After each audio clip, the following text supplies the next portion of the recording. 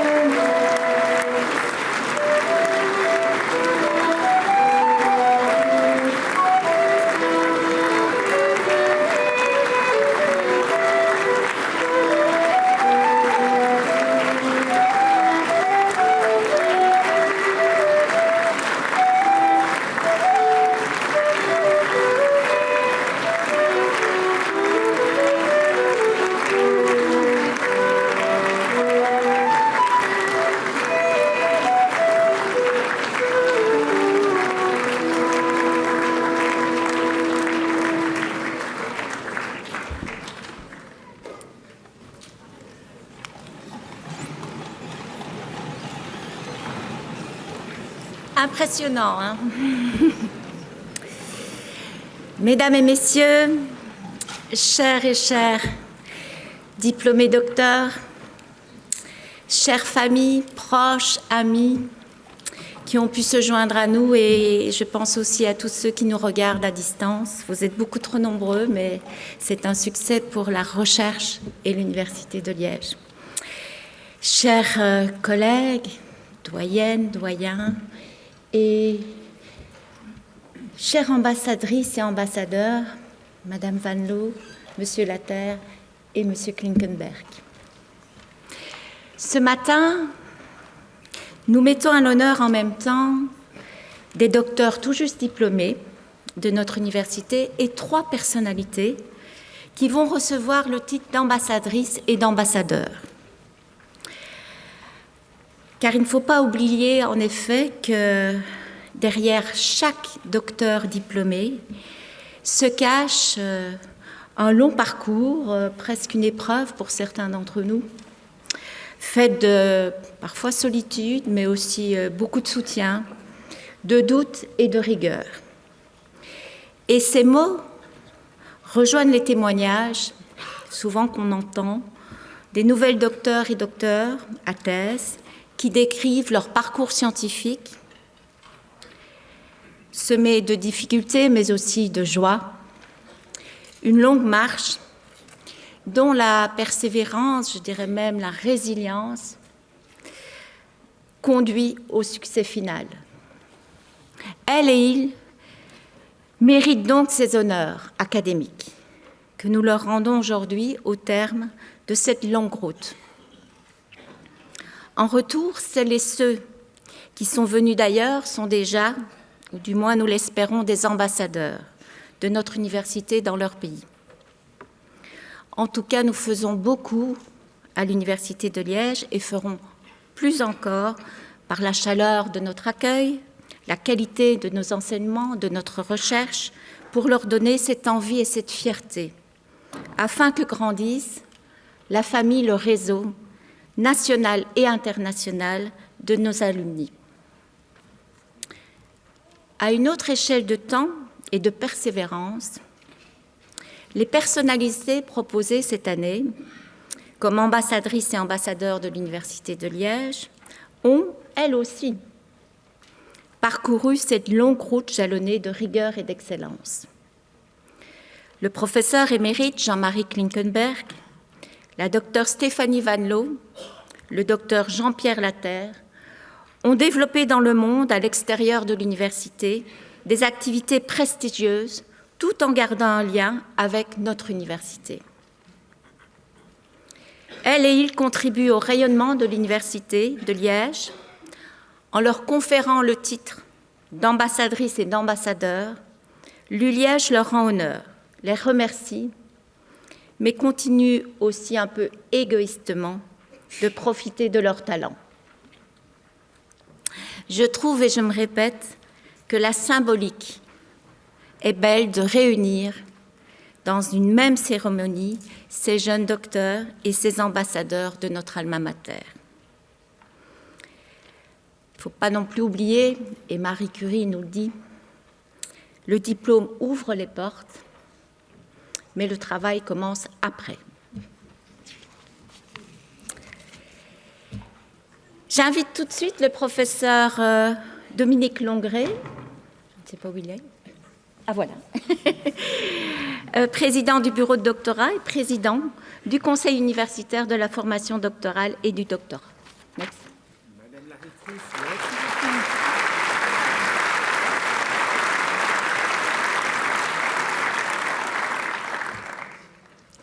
Chers et chers docteurs, voici quelques années que j'ai le privilège de prendre la parole et de m'adresser spécifiquement à vous au cours de cette cérémonie où l'on vous met à l'honneur. Dans ce cadre assez solennel, j'ai toujours tenté d'insérer dans mes interventions un peu de légèreté, voire d'humour. Et pourtant, les circonstances ne m'ont pas toujours facilité la tâche. Ma première intervention est simplement restée dans un tiroir pour cause de Covid. La deuxième s'est faite devant un parterre masqué, assez clairsemé, respectant les distances sanitaires.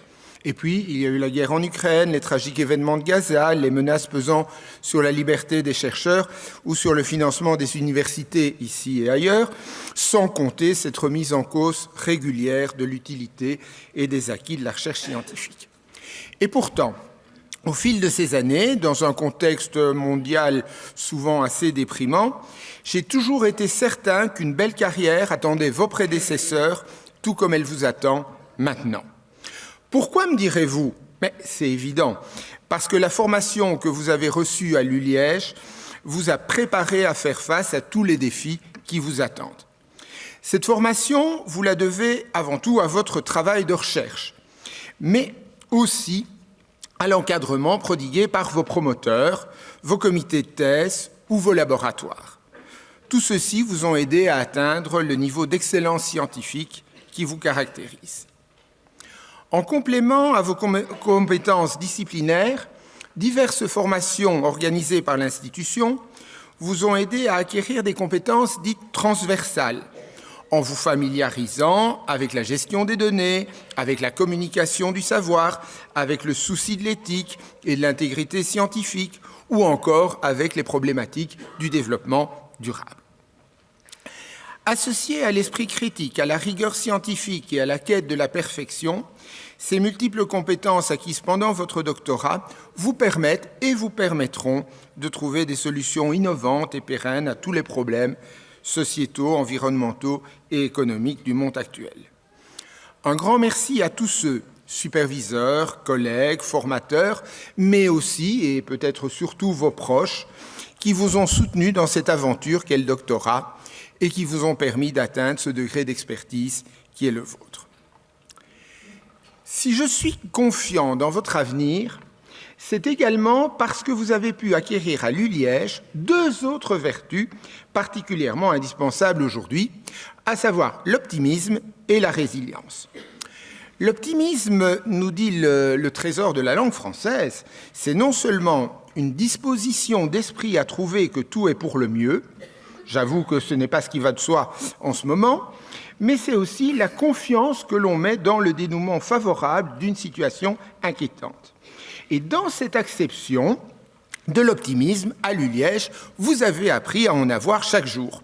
D'abord, en espérant chaque matin trouver une place de parking au Sartillement, juste à côté de votre laboratoire, ou en pensant pouvoir monter dans un bus 48 sans que ne vous vienne à l'esprit immédiatement une chanson où il est question de sardines au fond d'une boîte. De l'optimisme encore, vous avez dû en avoir à 13h45, en croyant pouvoir encore obtenir au restaurant universitaire un plat du jour, à avaler bien sûr en 4e vitesse avant votre réunion de 14h.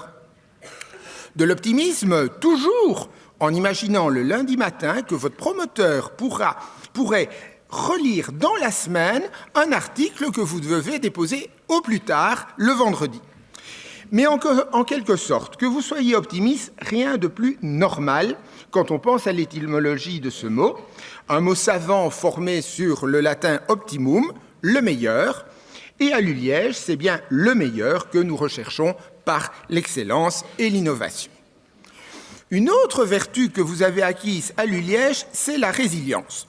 Alors, le mot est malheureusement peut-être un peu trop à la mode en raison des menaces qui pèsent sur nos valeurs, mais la qualité qu'il recouvre est essentielle pour tout chercheur. Il désigne non seulement la force morale qui permet de ne pas se laisser abattre, mais aussi la capacité que l'on peut avoir, au sens étymologique du terme, à sauter à nouveau, c'est-à-dire à rebondir. Et cette capacité de rebondir, vous l'avez acquise, par exemple, lorsqu'une compagnie low-cost irlandaise, au prix de laquelle vous aviez, évidemment par souci d'économie, réservé votre billet d'avion, vous a annoncé qu'elle supprimait son vol et que 20 heures de trajet en train vous attendaient pour vous rendre à cet important colloque prévu depuis 6 mois. De la résilience, il vous en a fallu encore quand la revue à laquelle vous aviez adressé le dernier article a publié avant votre soutenance, vous a fait savoir qu'on venait justement lui envoyer une très intéressante étude arrivant aux mêmes conclusions. Résilience toujours quand votre ordinateur a craché. C'est banal, juste au moment où vous étiez en train d'écrire la dernière ligne de votre thèse.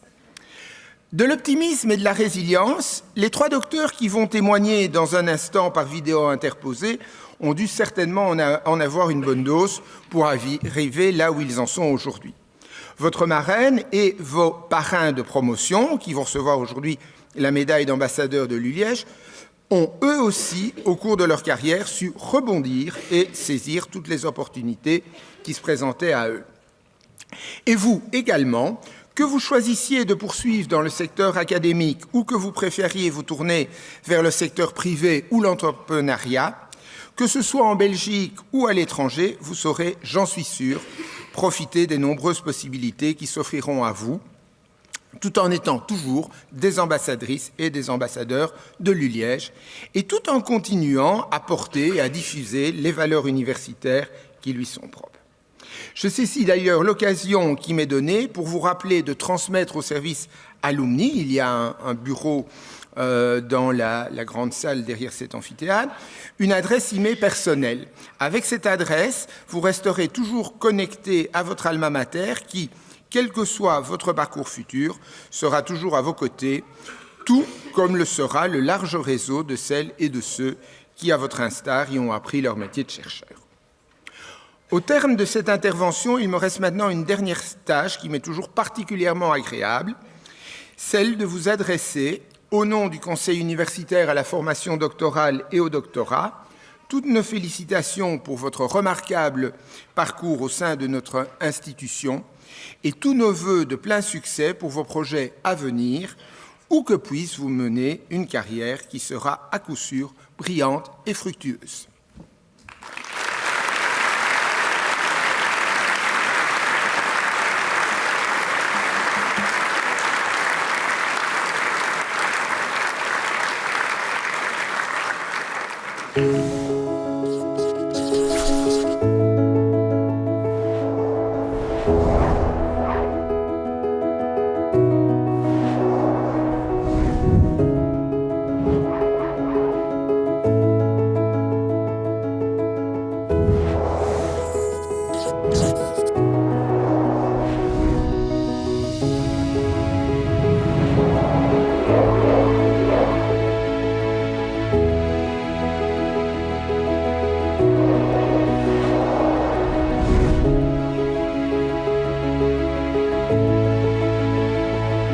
Mon meilleur souvenir de thèse, je dirais vraiment que c'est lorsque je suis arrivée sur mon terrain de recherche et que j'ai rencontré mes participants, qui étaient donc des jeunes qui étaient placés en institution publique de protection de la jeunesse, qui ont commis des infractions et qui m'ont de suite en fait associée à Vérin dans Scooby-Doo, ce qui m'a valu en fait de pouvoir tisser vraiment une relation de confiance avec eux sur base d'une anecdote un peu fun, et donc ça m'a vraiment permis d'avoir accès à une richesse d'informations pour ma thèse, et donc c'est vraiment une anecdote que je garde en mémoire.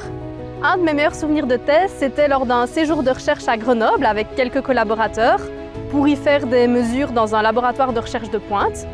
On nous avait octroyé 4 jours de mesures 24 heures sur 24 en continu, mais un problème technique nous a bloqué les 2 premiers jours. Du coup, pendant que les techniciens travaillaient à résoudre ce problème technique, on est parti randonner dans les alentours. Et c'est vraiment ce genre de moments qui permettent de souder l'équipe, de resserrer les liens et de transformer un moment assez stressant en un souvenir super chouette. Well, I have many good memories in the labs. I have enjoyed every single day, but one of the best memories is when the paper submitted to Nature Journal had been sent out for revision. I remember the day because I could not sleep for the entire night.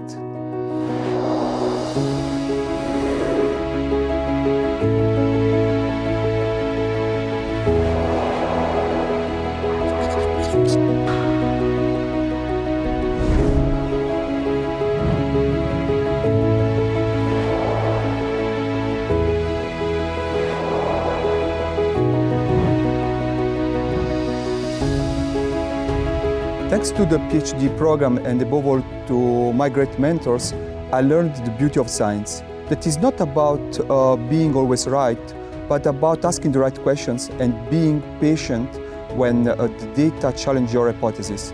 And behind the technical expertise, I learned to be resilient, to critically think, and above all to work with colleagues. I really enjoyed it. Mon parcours de doctorat m'a appris à prendre confiance en moi et en mon travail, à pouvoir m'adapter lors de situations de stress sans me laisser submerger. Et j'ai également pris goût à la gestion de projet, notamment en m'investissant dans différentes organisations et activités en parallèle de ma thèse. Sur les apprentissages par rapport à ma thèse, je dirais vraiment que c'est au niveau du développement personnel, par rapport à la gestion de la frustration en particulier, la gestion de l'impatience. J'étais vraiment pas quelqu'un qui pouvait gérer ça facilement. Et aujourd'hui, je peux vivre les choses de manière beaucoup plus sereine. J'ai vraiment une capacité d'adaptation par rapport à toute une série de situations, ce qui fait aussi en partie la joie de mon entourage personnel. J'ai vraiment décidé en fait de faire une thèse pour tout ce que ça pouvait permettre au niveau de l'impact sociétal. Donc j'avais cette volonté de faire bouger les lignes sociétales, de pouvoir participer à forger l'opinion des personnes par rapport à des données scientifiques. Et donc c'était vraiment important pour moi d'être dans une lecture appliquée de la science et de pouvoir permettre à des personnes de se saisir dans le débat politique toute une série de sujets qui allaient permettre d'être éclairés par notamment mes recherches.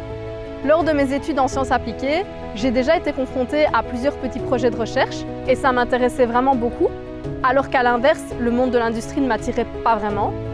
Du coup, je me suis dirigée assez naturellement vers l'option de la thèse à la fin de mes études. After my master thesis, I did not feel ready for such demanding commitment. And then I moved to United States, and after a period of training in the cancer research field, I decided to come back to Europe, and here in Liège I started my PhD program because I wanted to give my contribute to the cancer research field.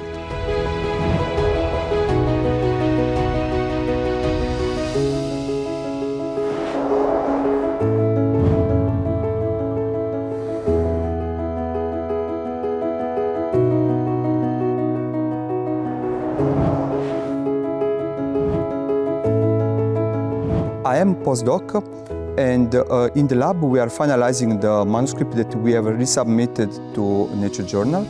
And the goal of my research is to make cancer cells more visible to the immune system in order that the immune cells will be able to recognize them and to kill them more efficiently. Après ma défense de doctorat, j'ai choisi de prendre une année sabbatique pour faire d'abord un break après plusieurs années intenses, mais également pour voyager. Et je suis actuellement en road trip en Nouvelle-Zélande.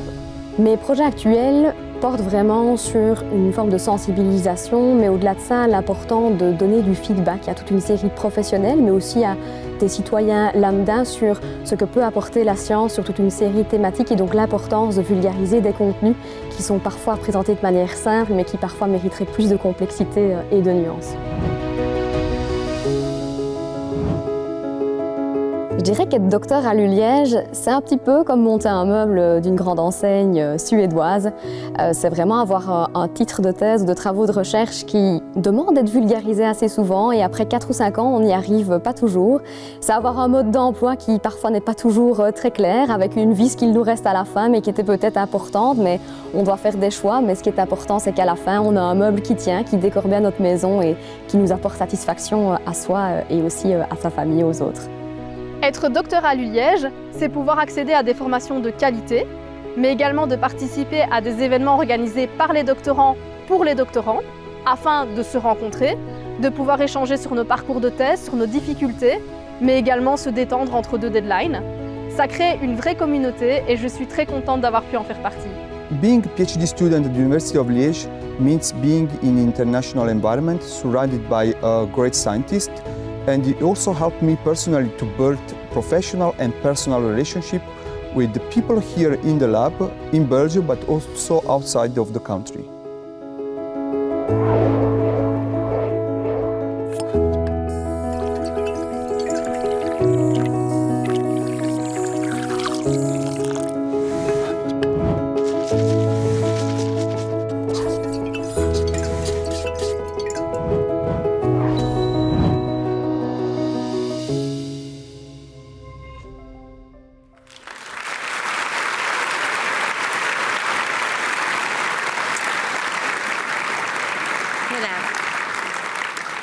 Alors, il me revient de vous expliquer la marche à suivre, parce que vous êtes nombreux. Les docteurs de chaque faculté vont être appelés donc, à la chaire par la doyenne ou le doyen de sa faculté. N'attendez pas votre nom pour rejoindre la chaire. Dès que la doyenne ou le doyen commence à citer les noms, vous rejoignez la chaire, ou sinon nous serons toujours là à 14 heures. Je remettrai à chacun l'écharpe doctorale. Vous resterez à la chaire pendant la remise de l'écharpe à chaque docteur de la faculté afin de constituer un groupe pour la photo finale. Et puis, je vous propose de regagner votre place. Voilà, j'espère que tout est bien clair. Sinon, on s'adaptera. Et j'invite tout de suite Madame le professeur Annick Delfos, doyenne de la faculté de philo et lettres.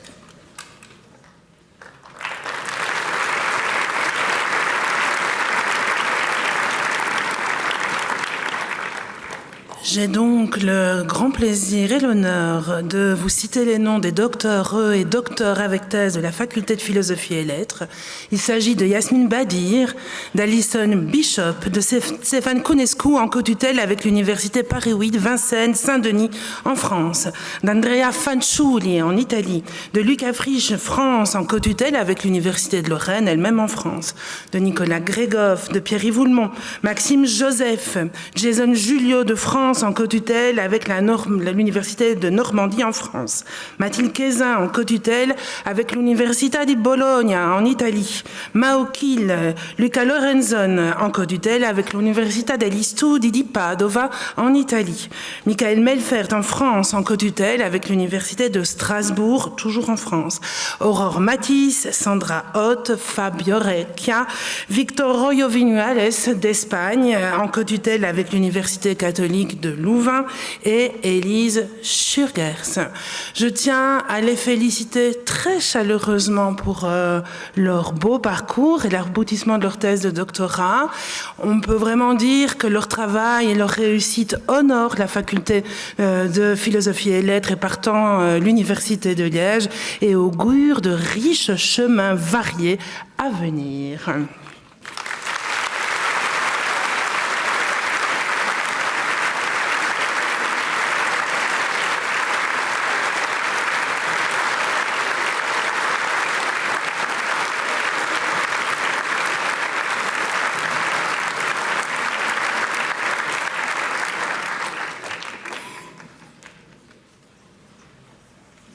Voilà, j'appelle le professeur Marc Bourgeois, doyen de la faculté de droit, sciences politiques et criminologie.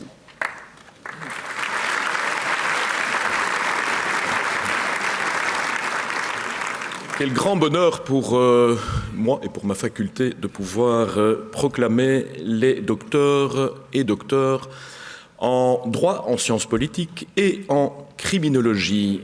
Et donc, j'ai le plaisir de proclamer Alison Behrendorff, Nadège Brassine, à ne pas confondre avec Vera dans Scooby-Doo, Maxime Debrognier, Jean-Baptiste Fanouillère de France, Archibald Gustin, en co-tutelle avec la Vrije Universiteit Bruxelles, Anne-Sophie Lemaire, en co-tutelle avec l'Université de Namur, Valentine Meens, Thérèse Olonga Olulu, République démocratique du Congo, en co-tutelle avec l'Université de Kisangani, Maxime Tekmen et Emilia Titanian d'Arménie. Voilà, je les félicite toutes et tous. Vous faites la fierté de notre faculté. Vraiment, félicitations pour tous ces efforts.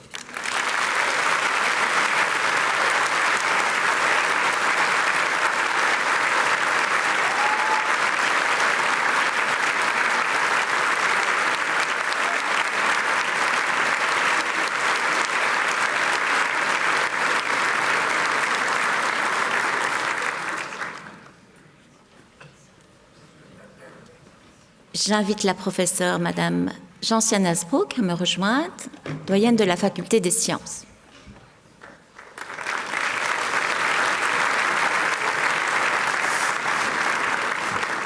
Bonjour à tous et à tous.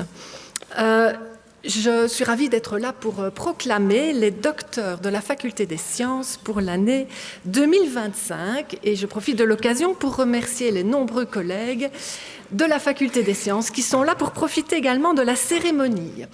Allons-y. Donc, Laurane Allard, co-tutelle avec l'Université catholique de Louvain. José Alvarinas Batista du Portugal, Francesco Amisano d'Italie, Mikil Hartz du Pays-Bas, Nouran Bachir du Liban, Joachim Bali, Thomas Baudouin en co-tutelle avec l'Université libre de Bruxelles, Arnaud Boulanger, Abdelila Bouriki du Maroc et il a fait sa thèse en co-tutelle avec l'Université Kadi Ayad du Maroc, Maxime Brown de France en co-tutelle avec l'Université de Lille, Marco Cagliari d'Italie en co-tutelle avec l'Université du Pays Basque en Espagne, Manuel Alejandro Cardosa Gutiérrez de Cuba, Basile Caterina, Margot Klaas, Emeline Coar, Georges Copin, Jérôme Denis, Claudia Falzon, Tom Feller, Justine Gelder de France, Lang Frédéric Gnan de Côte d'Ivoire et en co-tutelle avec l'Université Félix Houphouët-Boigny de Côte d'Ivoire, Thi Ang Nhu Nguyen de Vietnam, Mathieu Jérusalem, Sandrine Juliard de France, Jeanne-Françoise Cabaniana du Rwanda, Abderrazak Karoubi du Maroc, Antoine Labourie, Thomas Lamby, Élise Le Breton de France, Maxime Ledan, Ilias Loudilly du Maroc, Ryan Mbarki du Maroc, Loïc Massé de France et en co-tutelle avec l'Université Grenoble-Alpes de France, Romain Malampré, Laurent Mittelheiser de France, Hugo Muller, Claire Musica, Rami Oueslati de Tunisie, Irène Pardocantos d'Espagne, Laurie Patouya de France, Pablo Pérez Saura, Anna Pierrard, Cécile Pujol de France. Vous avez été plus vite que moi. Elga Ravelo-Assina de Madagascar, en co-tutelle avec l'Université de Toliara à Madagascar. Seyedem Malieh Radzavi Esfali d'Iran, en co-tutelle avec l'Université du Pays Basque d'Espagne. Paola Redeghieri d'Italie, Hélène Rouchet, Edmé Royen, Fabrizio Saracino d'Italie, Pascal Sibomana du Rwanda, Nudjesma de celui-là, je le savais. La répétition de la fin de l'alphabet était un peu plus laborieuse, mais je suis vraiment désolée, je m'y remets. Nudjesma Stulanovic, Ngok Tranti du Vietnam, Arthur Van Dam, Malavika Vaziste d'Inde, Arpita Verma d'Inde et enfin Mohamed Zain Aldin de Syrie. Félicitations à tous et à toutes.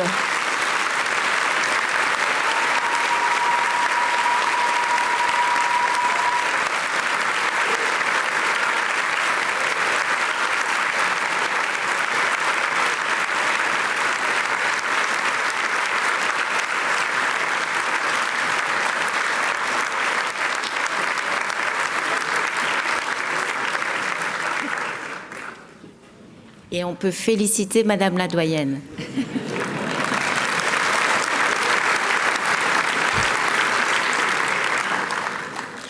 J'invite à me rejoindre le professeur Édouard Louis, doyen de la faculté de médecine.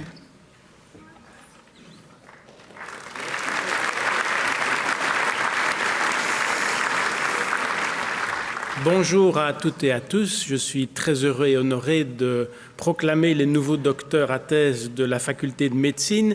Il s'agit de mesdames et messieurs Guillaume Abran de France, Elise Beckers en co-tutelle avec Universiteit Maastricht aux Pays-Bas, Lionel Benchimol de France, Emmeline Becquet, Jules Bindels, Pays-Bas, Olivier Bonhomme, Olivier Bonnet, Paradésios Boulakis de Grèce, Paolo Cardone, Italie, Anne-Catherine Chapelle, Ilias Cora, Algérie, Julien Claessens, Marc-Antoine Davega, France, Marie-Laure Delay, Céline de Monceau, Chloé Denis, Isabelle Diaz da Silva, France, Cléa Dziagua, France, Majdouline El Moussaoui, Céline Fombelida Lopez, Maria Valeria Frère Cadrina, Équateur, Aurore Gaspard, Sébastien Grandfils, Julie Arvan, Loïc Johannes, Joseph Jorsen, Youssef Karevan, Iran, Nicolas Lambert, Xavier Nélissen, Isaïe Niamba, Burkina Faso, en co-tutelle avec l'université Ouaga 1 de Burkina Faso. Wetemwami Martin Nyondo du Rwanda, en co-tutelle avec University of Rwanda. Ilenia Paparella, Italie, Hélène Perret, Maureen Remacle, Charline Rinquin, Christian Seka, Italie, Roya Sharifpour, Iran, Maël Tiberguin, Glenn van der Laan de Pays-Bas, Thomas Van Latem, Pauline Van Gnock, Mona Veiten, Romain Vitello, Philippe Wisterling, Vincent Ouidard, Xinyi Xu de Chine. Voilà, je vous félicite chaleureusement et vivement. La faculté de médecine est extrêmement fière de vous. Merci.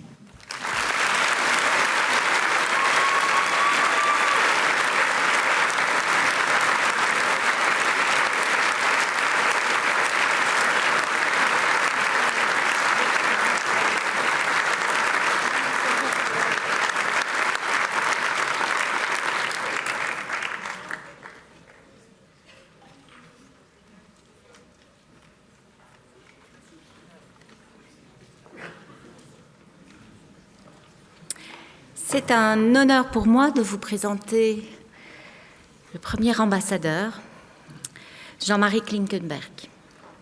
Professeur, on applaudit déjà, vous avez vos fans. Professeur émérite de l'Université de Liège, Jean-Marie Klinkenberg y a occupé la chaire de sémiotique et rhétorique. Docteur en philologie romane, il a consacré toute sa carrière aux sciences du langage, à la rhétorique, à la sémiologie, ainsi qu'aux littératures francophones, avec une attention particulière pour les lettres belges et québécoises.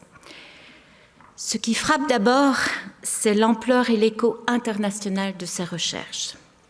Dès la fin des années 1960, Jean-Marie Klinkenberg s'illustre au sein du groupe MU, une équipe interdisciplinaire de renommée véritablement mondiale, essentiellement composée de professeurs et de chercheurs de l'Université de Liège, avec Jacques Dubois, Francis Edlin, Philippe Minguet, François Pire, Adelin Trinon. Jean-Marie Klinkenberg écrit notamment Rhétorique générale, qui est devenu un classique en sciences humaines.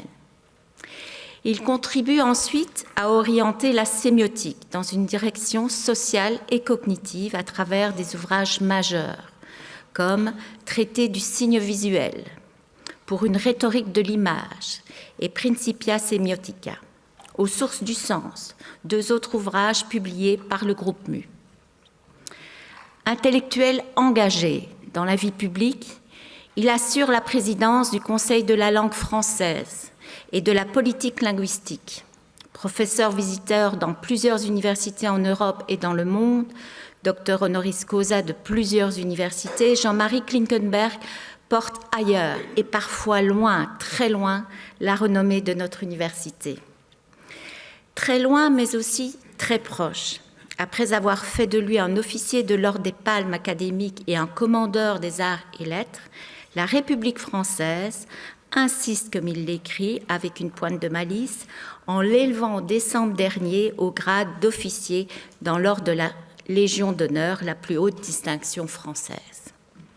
Cher professeur Klinkenberg, cher Jean-Marie, le titre d'ambassadeur que nous vous remettons n'est sans doute pas le plus prestigieux, mais je ne doute pas que venant de votre maison, votre alma mater, il vous aille droit au cœur. Merci de faire rayonner l'Université de Liège en même temps que la langue française et les cultures francophones. Merci.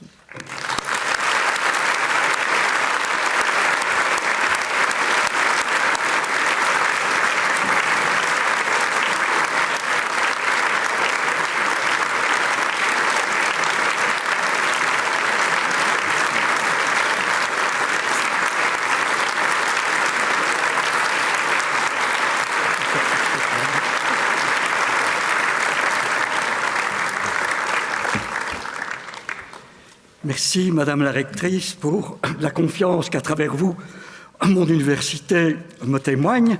C'est une université à laquelle je dois tant de plaisir. Mais c'est aussi vous, chers nouveaux collègues, que je veux remercier pour le combat que vous avez mené et dont l'aboutissement est aujourd'hui ce titre de docteur que nous célébrons, et surtout pour le combat que vous vous préparez à mener encore. Moi et mes contemporains, nous avons été formés dans les dernières années de ce que les économistes appellent les 30 glorieuses. Nous allions à la rencontre, pensions-nous, d'un monde en pleine expansion et notre diplôme était un sésame qui devait nous ouvrir une vie professionnelle heureuse et une vie de chercheur féconde. L'espoir nous habitait aussi d'un progrès technique qui n'allait pas avoir de fin dans une société où chacun trouverait la joie du savoir et la satisfaction de se réaliser. Hélas, il fallut déchanter. Ce que nous avons rencontré, c'est un monde structuré par une pensée économique et sociale unidimensionnelle, pensée régnant sans partage et maintenant sans correctif, un monde régi par une logique marchande qui a impitoyablement exacerbé la concurrence et l'individualisme, qui a dressé les uns contre les autres, qui a alourdi les exigences, bien plus élevées pour vous que pour vos devanciers, contrairement à la légende, qui a créé de la fragilité et de l'incertitude. Mais le monde qui vous voit recevoir le titre de docteur est plus incertain encore. En effet, une révolution culturelle violente a lieu des deux côtés de l'Atlantique. Elle obéit à un plan cohérent, où les secteurs publics se voient dénier toute légitimité, que ce soit dans la culture ou dans la science. Des deux côtés de l'Atlantique, on oppose les prétendus privilèges d'une poignée d'initiés et d'intellectuels autoproclamés, dont vous êtes, au peuple véritable. Ce peuple à qui on prétend rendre sa dignité, mais en ne lui vendant que du temps de cerveau disponible. Éberlués, nous voyons aujourd'hui de l'autre côté de l'Atlantique un gouvernement sabré chaque jour dans les programmes culturels, dans les programmes de recherche, dans les programmes d'éducation. Nous voyons se mettre en place une chasse à la science et à l'esprit scientifique. Mais cette révolution, à l'envers, elle a commencé aussi chez nous. Elle est menée par ceux qui, en fait culture, ne veulent connaître que celle qui obéit à l'audimat et qui, en fait de science, ne veulent connaître que celle qui est immédiatement monnayable. Heureusement, nous ne savons pas quelle sera l'issue de cette révolution. Mais une chose est certaine, notre monde vieilli est aujourd'hui démonétisé et les certitudes qui le fondaient doivent être abandonnées. Le moment est donc venu d'inventer d'autres formes de vie, de construire d'autres paradigmes. Et qui seront ces inventeurs et ces constructeurs? C'est vous. Ça ne peut être que vous. En effet, qu'est-ce qui distingue l'université des autres formations de niveau supérieur, sinon son caractère réflexif? Sans doute, au début de vos études, étiez-vous venu ici en quête d'une qualification, mais vous avez aussi reçu quelque chose d'autre que vous n'attendiez alors peut-être pas et que la formation doctorale a exalté. Les outils qui vous permettent de mettre cette qualification à distance et de la penser. Autrement dit, ce que vous faites, vous savez pourquoi vous le faites et comment vous le faites. Les autres formations existantes sur le marché ont sans doute leur dignité et sans doute sont-elles plus performantes lorsqu'il s'agit de donner des compétences professionnelles immédiatement valorisables, une performance aujourd'hui démultipliée par l'intelligence artificielle. Mais aucune n'a mis à ce point au centre de son projet l'analyse des conditions dans lesquelles s'élaborent, s'acquièrent et évoluent les savoirs qui fondent ces compétences. Personne d'autre dans la société n'a donc développé comme vous le sens critique qui donne sa liberté à la pensée. Aujourd'hui est pour vous un jour de fête, mais c'est aussi un jour de gravité et de colère. De colère, car nous savons que le chemin qui vous a mené jusqu'ici risque d'être barré à jamais, demain. De gravité, car aujourd'hui, c'est le jour où le monde vous confie une lourde responsabilité. Oui, c'est à vous qu'il revient d'allumer le feu dans les ténèbres qui s'épaississent chaque jour pour mener, nous le savons, l'histoire nous l'a appris, à l'abolition du savoir et de la vraie liberté. Oui, c'est à votre jeunesse qu'il revient de réenchanter notre monde vacillant.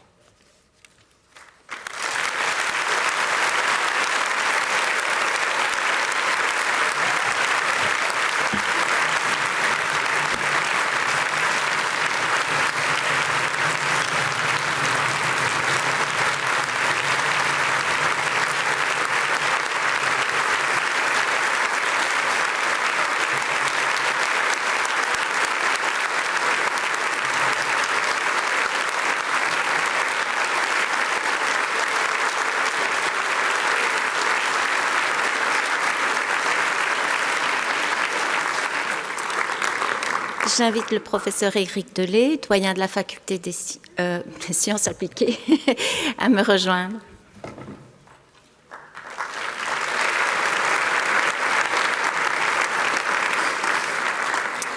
C'est un grand plaisir pour moi de vous présenter les nouvelles et nouveaux docteurs à thèse de la faculté des sciences appliquées. Je les invite donc à me rejoindre ici, et je le cite. Hassan Al-Maïs, Liban, pour une thèse en cotutelle avec l'école des ponts ParisTech France. Muib Al-Obaidi, Fawzi Hicham Harar d'Algérie, avec une cotutelle avec l'université de Blida, Algérie.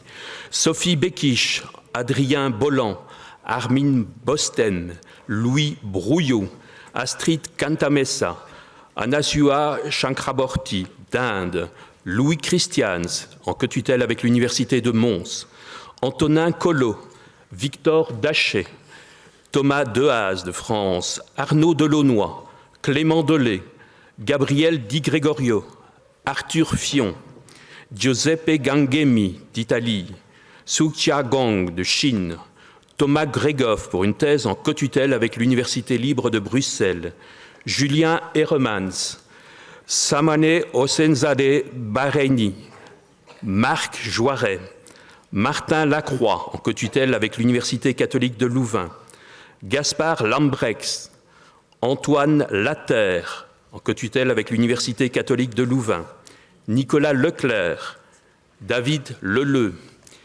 Niki Loverdou de Grèce en cotutelle avec la Catholic Universiteit Leuven, Audrey Mertens, Bardil Miftari, Nathan Morsa, Navdet Kumar d'Inde, Indrajet Kranti Kumar Patil d'Inde, Dimitri Piron en cotutelle avec l'Université libre de Bruxelles, Annabelle Raal, Asif Raza du Pakistan, Hélène Rousseau de France, Ali Aladi Salamé du Liban, en cotutelle avec l'Université Claude Bernard Lyon 1 de France, Loris Saufnet, Vincent Schmitz, Alexandra Severin, Pologne, Hangbyo Song, Chine, Ricardo Torraccio, Italie, Vu Ding Kang, Vietnam, et Singdeng Yonder de Turquie. My warmest congratulations to you all.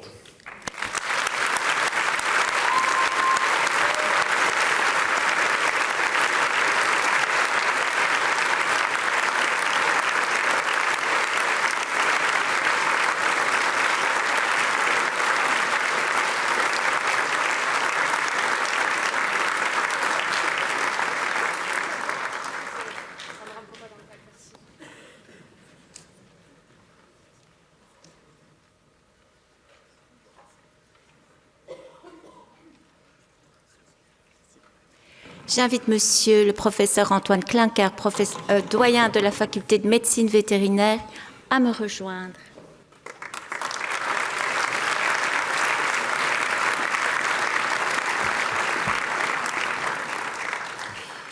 Il me revient le privilège de proclamer solennellement les nouveaux docteurs à thèse, donc doctoreux et docteurs à thèse de la faculté de médecine vétérinaire. Et donc je les invite à nous rejoindre. Il s'agit de Massimiliano Degani, Italie, de Julien Dupont, de Julien Duisance, de Sophie Égyptien, d'Anne-Christine François, de Kodjo Eustache Unkpe, Bénin, et c'est une thèse en co-tutelle avec l'université d'Abomey-Calavi, Iba Jabri, Shifang Li, Chine, Jocelyne Ocaña Cabrera, Équateur, Sonia Paria Hernandez, Espagne, Wen Peng, Chine, Sébastien Pirotte, Élodie Rizzoli et Raphaël Van Cotter. Au nom de la faculté,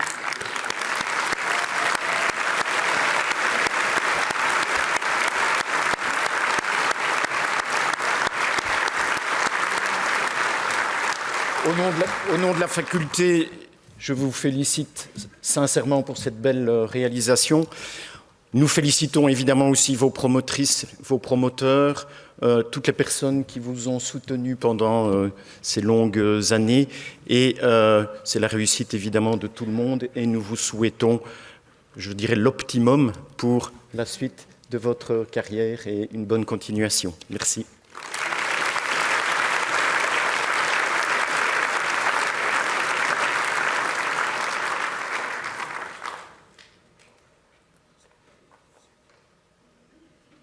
J'invite le professeur Étienne Quertemont, doyen de la faculté de psychologie, sciences de l'éducation et logopédie.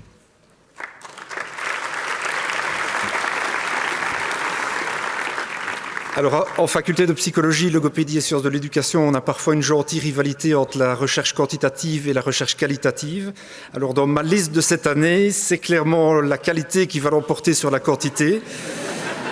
J'ai le grand plaisir, au nom de la faculté, de mettre à l'honneur Colin Crutzen, Marine Dourte, Nasrin Mortazavi d'Iran, Théodore Moulenga de la République démocratique du Congo en co-tutelle avec l'Université de Lubumbashi, et enfin Gilles Cédric Njomo du Cameroun en co-tutelle avec l'Université de Douala. Et donc au nom de la faculté, je les félicite pour la grande qualité de leur parcours.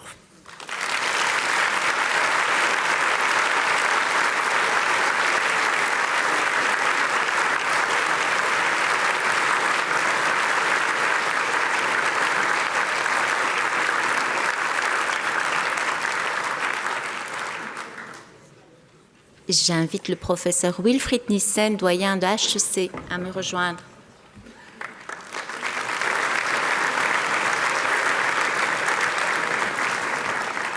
Bonjour à toutes et à tous. C'est avec un grand plaisir et fierté que je vais mettre à l'honneur les docteurs avec thèse d'HEC Liège, l'école de gestion de l'Université de Liège. Il s'agit de M. Sousso Bignadi du Togo, de Mme Ana Margarida Chavez Arroyo du Portugal, de M. Porchong Chouor du Cambodge, de Mme Élodie Etienne, de M. Martin François, de M. Arsène Kizanga de la République démocratique du Congo et de M. Benoît Reuskart qui a fait une thèse en co-tutelle avec l'Université Hasselt. Je tiens à vous féliciter et je vois que nous avons absolument facilité le travail du photographe parce qu'on ira aisément sur la photo. Au nom de tous mes collègues, félicitations et surtout bonne continuation.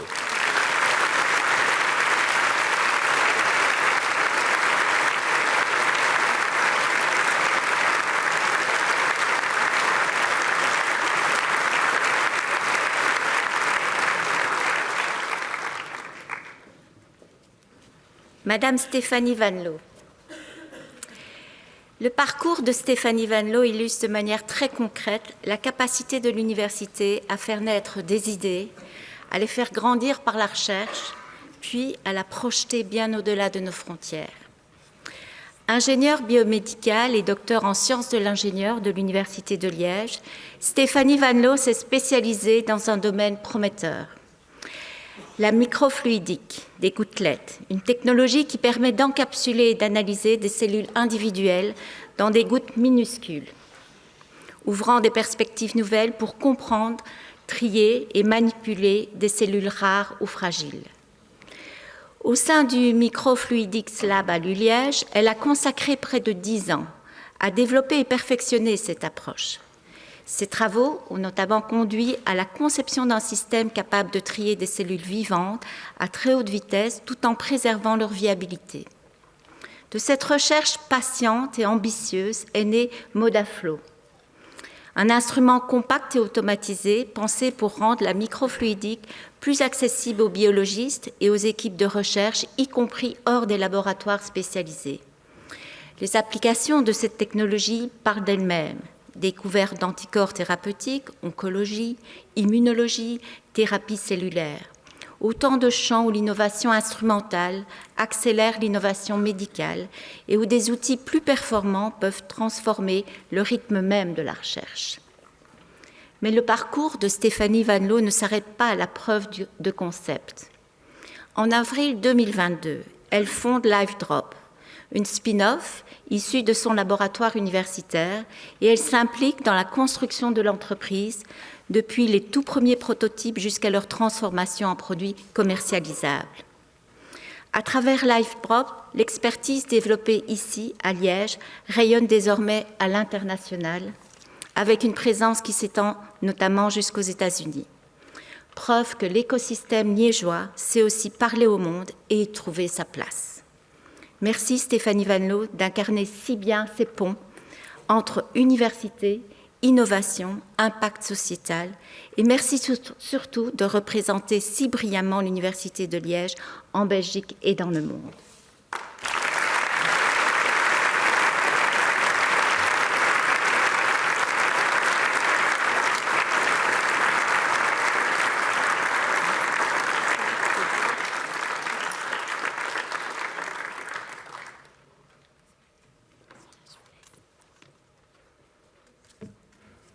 Bonjour. Bonjour à tous, chers docteurs, Madame la rectrice, Mesdames, Messieurs. C'est peu dire, c'est un immense honneur pour moi d'être ici aujourd'hui, dans l'université où j'ai réalisé tout mon parcours. Je me sens profondément émue et chanceuse de recevoir cette distinction. La chance est un mot qui revient souvent quand je repense à mon parcours. Mais pas seulement la chance qui tombe du ciel, plutôt celle qu'on saisit, qu'on provoque, qu'on construit autour de soi. C'est autour de ce fil que j'aimerais partager quelques mots aujourd'hui. Je vais vous raconter quelques moments qui ont compté pour moi. J'espère qu'ils pourront vous inspirer ou au minimum vous faire sourire, ce qui est déjà un bon résultat pour un discours académique.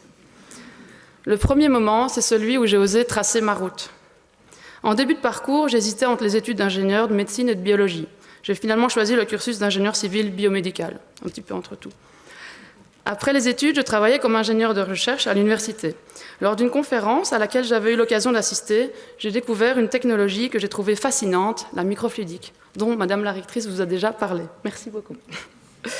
Peu de temps après, un jeune professeur débarquait à l'université et créait justement un nouveau laboratoire du nom microfluidique. Nous fûmes présentés et il me proposa de réaliser une thèse dans son labo. Pendant la préparation du dossier FRIA de demande de financement pour cette thèse, j'étais dans le bureau donc de mon futur promoteur 2 semaines avant la deadline de soumission du projet. À ce moment, je me rends compte que le sujet qui m'était proposé ne me passionnait pas vraiment. Et là, j'ai d'abord versé quelques larmes. Ce n'étaient pas les dernières. Et j'ai osé dire, ce projet ne me correspond pas. Ce que je veux vraiment, c'est aller vers cette technologie, la microfluidique des gouttes, et me rapprocher de la biologie. Il m'a écouté, il a embarqué dans la nouvelle aventure, et j'ai obtenu le financement FRIA. Grâce à ça, j'ai pu orienter ma thèse vers ce qui me faisait vraiment vibrer. Si je vous raconte ça, ce n'est pas pour vous recommander les larmes, même si parfois ça aide, ou de toute façon, parfois on n'a pas le choix. Mais pour vous dire, écoutez-vous, osez ajuster votre trajectoire. C'est l'un des moments avec du recul dont je suis le plus fier. Le deuxième moment, c'est la chance des rencontres et des opportunités. Donc, au cours de ma thèse, je faisais partie certainement des rares personnes qui lisent tous les emails reçus, y compris de la faculté, du décanat, etc. Je sortais régulièrement de mon bureau et de mon laboratoire pour assister à des séminaires, à des formations transversales et faire du réseautage. Assez naturellement, à la fin de ma thèse, mon promoteur m'a demandé « Est-ce que ça ne t'intéresserait pas de devenir entrepreneuse et de candidater à la bourse First Spin-off », qui est une fantastique initiative de la région wallonne qui permet aux chercheurs d'être financés pour se transformer soi-même et ses résultats de thèse en un projet entrepreneurial. Je n'y aurais pas pensé. J'ai sauté à pieds joints dans l'aventure. J'ai obtenu le financement et j'ai eu la chance de m'entourer de collaborateurs, mentors, collègues, mon mari, de conseillers géniaux qui m'ont aidé dans ce cheminement. Le projet First Spin-off, qui portait le nom LiveDrop, est devenu une société spin-off du même nom que je dirige aujourd'hui fièrement depuis 4 ans. Nous sommes une quinzaine de personnes et nous commercialisons des instruments donc basés sur la microfluidique des gouttes qui permettent aux biologistes d'accélérer leur recherche et j'espère de mettre au point des thérapies pour les patients. Je pourrais parler de hasard, mais en réalité, pour moi, la chance, elle vient souvent quand on la provoque. Donc, aller vers les autres, demander conseil, accepter de ne pas savoir, sortir de sa zone de confort, s'entourer de personnes brillantes, coachs, partenaires, investisseurs, équipes, amis, famille. On ne construit rien tout seul. Et enfin, le troisième élément dont je voudrais vous parler, c'est mon idole économique, ce qui est probablement la phrase la plus inattendue. Je vais vous parler de Pareto. Pareto nous rappelle qu'une petite fraction des causes produit la majorité des effets. Donc la loi 80-20, comme je la résume. Ici, vous avez appris la rigueur, la profondeur, la persévérance pendant votre thèse. C'est très précieux. Mais hors du monde académique, et je pense même dans le monde académique, viser la perfection absolue peut parfois ralentir l'action. Obtenir rapidement 80% du résultat avec 20% de l'effort peut être exactement ce qu'il faut pour démarrer. Selon moi, il faut savoir relâcher des attentes pour avancer plus vite. Quand une montagne semble trop raide, je ne l'attaque pas forcément de face. Je prends un détour, je commence par le versant accessible, voire par le plat ou la descente. Chaque pas donne confiance, apprend quelque chose, ferme des portes et fait progresser. Votre parcours n'est pas et ne sera pas linéaire comme un long fleuve tranquille. Qu'il soit académique, entrepreneurial, en tant qu'employé ou autre, par exemple, éleveur d'alpagas à la montagne, qui n'en a pas jamais rêvé lors de sa thèse pendant un moment un peu down. Ce sera parfois une ligne de crête où l'on avance en équilibre entre opportunité et doute. Mais pour moi, le seul équilibre durable consiste à faire un travail pour lequel vous êtes heureux de vous lever tous les jours, ou la plupart des jours. Avec le recul, rétrospectivement, on a souvent l'impression que les étoiles étaient alignées, pour ma part. Sur le moment, c'est pourtant rarement aussi clair. Il y a du brouillard, des nuages, des décisions incertaines. La réalité, pour moi, c'est qu'on choisit ses étoiles, on trace sa constellation.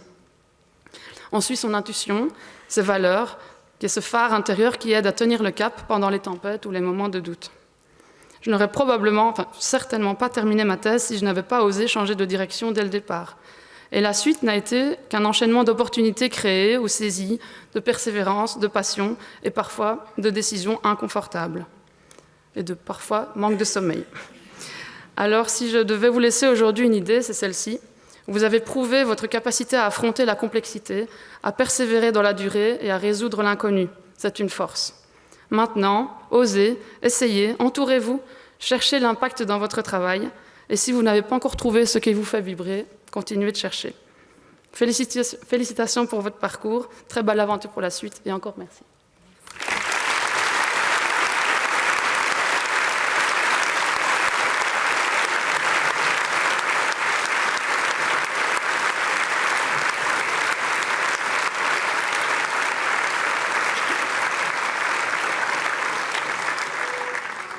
J'invite le professeur Philippe Lambert, doyen de la faculté des sciences sociales, à me rejoindre.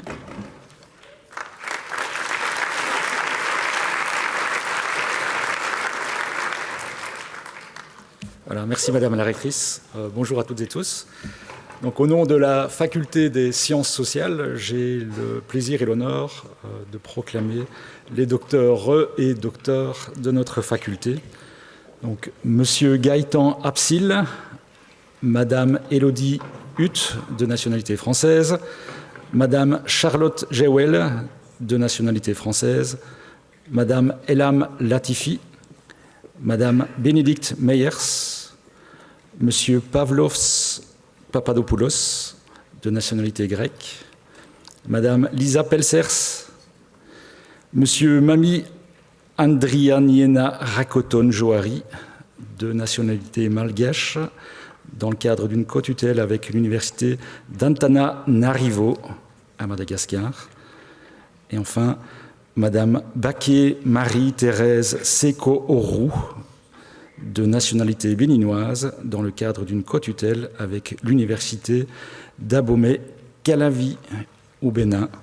Donc, mes félicitations au nom de notre faculté. À vous toutes et tous.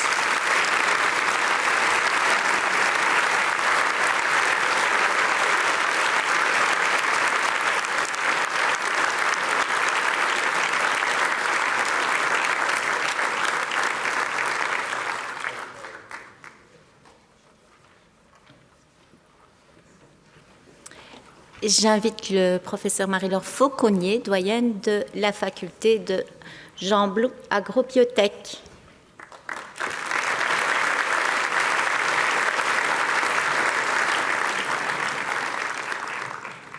C'est avec beaucoup de plaisir que j'invite les docteurs et docteurs de la faculté des sciences agronomiques de Jean Blou à nous rejoindre. Alors, il s'agit de Mohammad Zechem Akram du Pakistan, en co-tutelle avec l'Université catholique de Leuven. Adrien Ankar, Demis Norman Andrade Foronda de Bolivie, Afi Jean-Paul Atikora de Côte d'Ivoire, Kautar Bourak du Maroc, en cotutelle avec l'Université Mohamed VI du Maroc.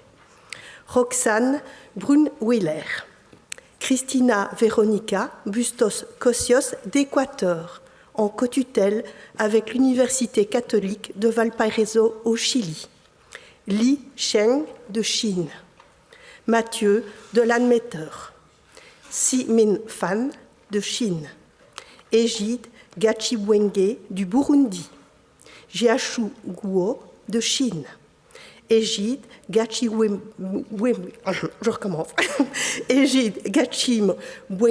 du Burundi. Jiashu Guo de Chine. Mumin Guruk de Turquie, en cotutelle avec l'Université Kirkorova de Turquie. Zi Xuan Han de Chine. Aibo Ao de Chine. Lucas Henrion. Dodéhem Milin Weuna du Bénin, en cotutelle avec les Raïfs du Congo. Hong King Hu de Chine. Xiaofangji de Chine. Nathan Kassanda Mukendi de République démocratique du Congo, en cotutelle avec l'Université de Lubumbashi au Congo. Héritier Koshi Mutewa de République démocratique du Congo, en cotutelle avec l'Université de Lubumbashi au Congo également. Kaoukou Alfred Kouassi de Côte d'Ivoire. Touchar Sanchi Kulkarini d'Inde, en cotutelle avec l'Université de Lille en France. Serge Langounou de République démocratique du Congo. Xin Li de Chine. Zi Xin Li de Chine. Jun Mei Liu de Chine. Yu Liu de Chine. Basile Luz Belangawani de République démocratique du Congo. Israël Mandiangou de France. Dieudonné Tamwe Ngonda de République démocratique du Congo, en cotutelle avec l'Université de Lubumbashi au Congo également. François Nimbe Chao du Burundi. Inès Otmeni de Tunisie, en cotutelle avec l'Université d'Artois en France. Chan Arung Fern du Cambodge, en cotutelle avec l'Institut de technologie du Cambodge. Clémence Pirlo. Martine Reayem du Liban. Mei Ren de Chine. Andreas Kingalia d'Italie, en cotutelle avec l'Université des études de Ferrare. Tao Sun de Chine. Pierre Léonel Tagimje Tafoke du Cameroun. Nicolas Tilkens, en cotutelle avec l'Université de Lille en France. Su Hui Wang de Chine. Zheng Wan de Chine. Jin Xie de Chine. Wu Quan Xu de Chine. Moyang Chue de Chine. Xiaowei Wang de Chine. Yang Chao Wang de Chine. Wan Jie Yu de Chine. Ting Zhang de Chine. Jin Tong Zhao de Chine. À vous toutes et toutes, félicitations, parce que je sais que derrière chacun de ces parcours se cache une véritable aventure humaine. Et je vais donc vous souhaiter le meilleur pour la suite de votre carrière. Félicitations à vous et à vos promoteurs et promotrices.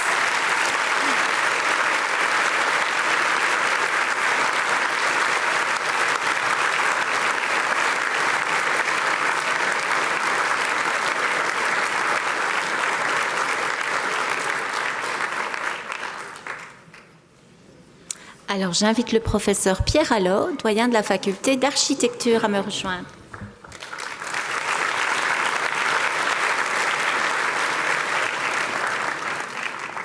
Merci Madame la rectrice. Bonjour à toutes, bonjour à tous. Il me revient le très grand honneur et plaisir de proclamer les 3 docteurs, promotion 100% féminine de la faculté d'architecture. Negin Izazadeh Otaksari, Iran, en cotutelle avec la catholique Universiteit Leuven, en Belgique. Imen Elali, de Tunisie, en cotutelle avec l'Université de Carthage, en Tunisie. Et Rosanne Le Breton, de France, en cotutelle avec l'Université de Lille, en France. Félicitations.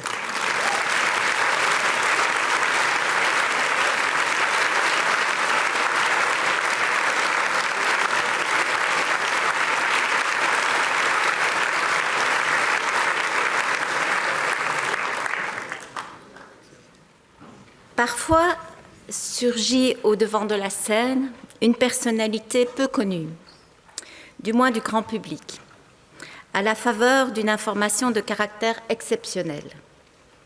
On s'en étonne un peu alors que, sans que rien ne soit jamais écrit à l'avance, c'est la suite possible d'un parcours marqué à la fois par la rigueur et par un esprit audacieux, mais un parcours mené à l'abri des Lumières. C'est le cas avec Jean-Pierre Laterre. En mars dernier, il faisait la une de la presse économique à la suite du rachat spectaculaire par le géant mondial pharmaceutique AstraZeneca d'une jeune start-up de biotechnologie qu'il a fondée, EsoBiotech, pionnière dans les thérapies cellulaires in vivo contre le cancer. Les promesses de la technologie médicale mises au point au sein de cette jeune pousse wallonne sont réelles et ont retenu toute l'attention du géant industriel. Mais avant cela, il y a un parcours remarquable. Jean-Pierre Laterre est d'abord un scientifique et un entrepreneur belge d'origine congolaise né à Lubumbashi. Il a rejoint la Belgique pour ses études et il s'est formé à l'Université de Liège, où il a obtenu un doctorat en chimie des polymères. Ce qui distingue le parcours de Jean-Pierre Laterre, c'est cette capacité à transformer la science en solutions innovantes, depuis le laboratoire jusqu'à la traduction en procédés innovants, financés, certifiés et commercialisés. La suite de son parcours en témoigne encore. Après un post-doctorat à l'Université d'État du Michigan, il débute sa carrière chez Johnson & Johnson en Belgique. Puis il évolue aux États-Unis, avant de rejoindre en 2008 la biotech Cardio 3, Biosciences, à Mont-Saint-Guibert, où il pilote plusieurs programmes cliniques en immuno-oncologie et en cardiologie régénérative.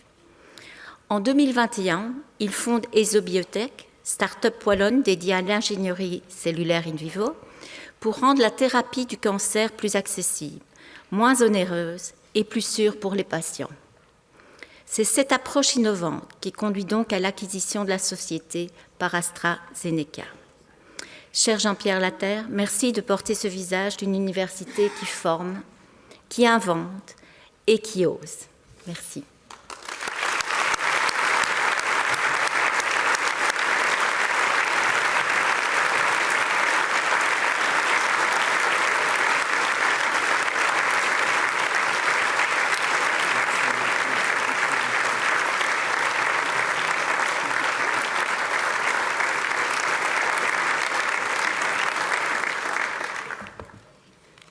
Merci. Bonjour à tous et à toutes. Madame la rectrice, merci pour l'invitation et merci pour votre introduction. Mesdames et messieurs les membres du rectorat, mesdames et messieurs du corps académique, mesdames et messieurs, merci pour votre présence ce matin. Alors, c'est un honneur qui me touche profondément, Madame la rectrice. Devenir ambassadeur de Liège est pour moi un privilège que je n'aurais jamais imaginé recevoir. C'est une marque d'honneur que j'accueille avec beaucoup de gratitude et d'humilité. Merci au professeur Mouchen pour votre email d'octobre 2025. Je dois vous avouer, je dois vous faire une confidence. Ma première réaction en recevant votre email a été presque de l'effacer. Mais j'ai hésité fortement. Je ne me sentais pas forcément légitime ni très à l'aise à l'idée de prendre la parole devant tout le monde et dans cet amphithéâtre de cette université que j'aime beaucoup, de notre université. Mais j'en ai parlé à ma femme, je ne sais pas si c'était une bonne idée. Juriste formée à Liège, je crois qu'elle est biaisée, et sa réponse a été immédiate. Tu dois le faire. C'est important pour les jeunes diplômés. Alors me voici. Cher docteur, félicitations. La première chose que j'aimerais vous dire est très simple. Soyez fiers de vous. Fiers de vos efforts, de votre persévérance et de vos accomplissements. Après Liège, j'ai eu l'opportunité de faire un postdoc aux États-Unis, puis d'y travailler comme chercheur quelques années plus tard. J'ai côtoyé des scientifiques venant de différents pays, sortis de Cornell, Harvard, Cambridge, Oxford, etc. Et jamais, pas une seule fois, je n'ai eu honte de dire que je venais de l'Université de Liège. Je ne me suis jamais senti inférieur ni moins bien équipé. J'étais efficace dans mes projets de recherche, avec certes un anglais en amélioration continue. Notre université forme remarquablement bien. Vous êtes outillés pour travailler avec les meilleurs du monde. N'acceptez jamais qu'on méprise votre formation, d'où vous venez, votre accent ou ce que vous êtes ou représentez. Être chercheur, c'est aussi avoir la liberté... Non, pardon, ça c'est la mauvaise feuille. Mais j'aimerais ajouter une conviction personnelle qui m'accompagne depuis plusieurs années. Comme l'écrivait Paul dans l'une de ses lettres, « La connaissance rend orgueilleux, mais l'amour construit ». La connaissance est une richesse extraordinaire, mais elle peut parfois nous faire croire que nous valons plus que les autres. Évitez ce piège. Et comme le disait de façon plus populaire quelqu'un de très connu, l'oncle de Peter Parker, aka Spider-Man, un grand pouvoir implique de grandes responsabilités. Votre savoir est un grand pouvoir. Vous êtes formés pour comprendre le monde. À vous maintenant de contribuer à l'améliorer. C'est votre responsabilité. Le savoir nous donne une voix. L'humilité vous donne une écoute. Vos connaissances vous donnent une capacité immense sur la vie et sur la société. Vous pouvez agir sur la santé, la qualité de la vie, l'environnement et plusieurs grands défis de l'humanité. N'ayez pas peur de cette responsabilité. Acceptez-la humblement. 3 conseils très simples pour terminer. 1. Explorez toutes les possibilités. Ne fermez aucune porte.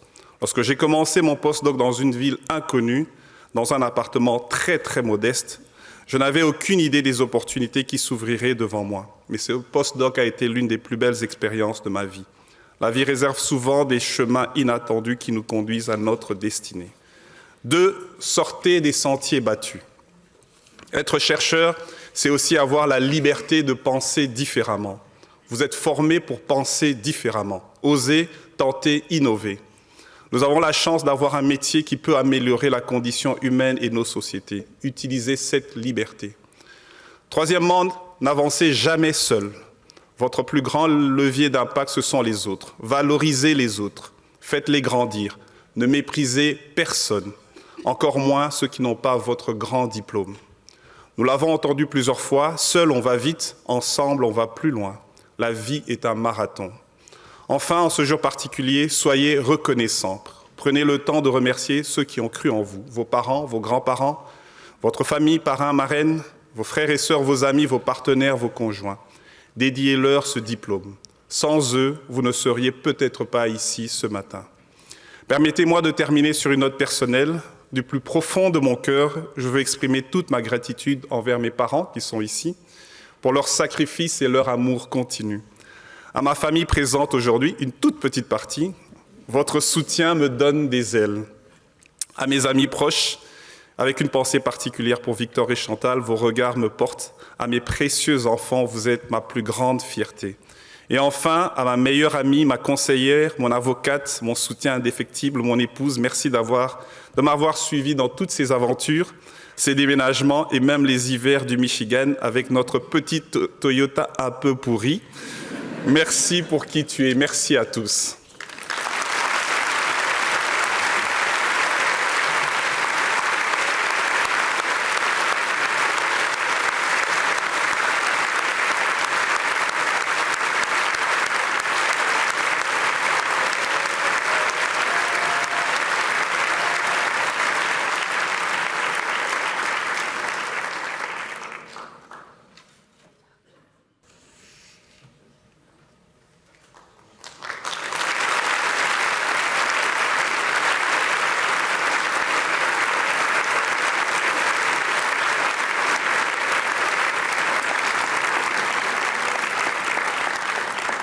Un tout grand merci et encore merci à Madame Laterre de l'avoir convaincue.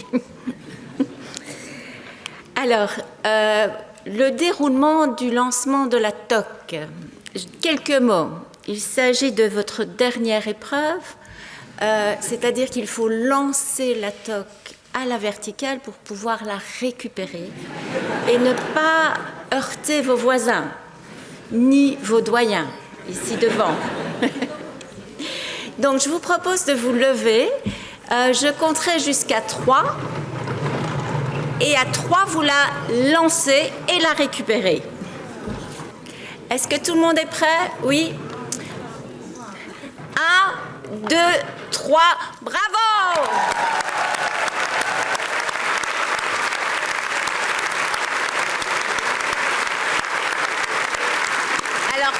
n'a pas récupéré sa toque.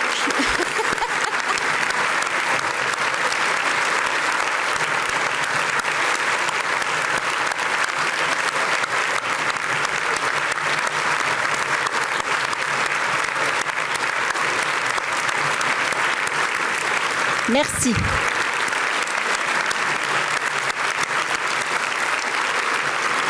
Voilà, merci beaucoup. Un tout grand merci d'être là. Bon vent, bonne route et n'oubliez jamais votre alma mater. Elle sera toujours là pour vous. Je voudrais remercier, avant de vous inviter au verre de l'amitié, remercier évidemment toutes les personnes qui ont œuvré au succès de cette manifestation. Merci aux différents services techniques, bien évidemment à RISE et aux services de communication. De chaleureux remerciements aussi pour le trio, a cappella, Anna Mena,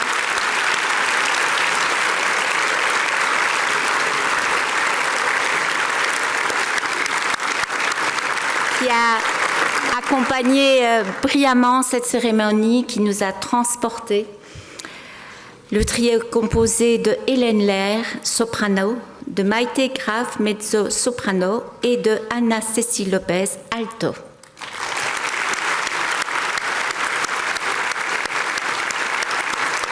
Merci et à très vite.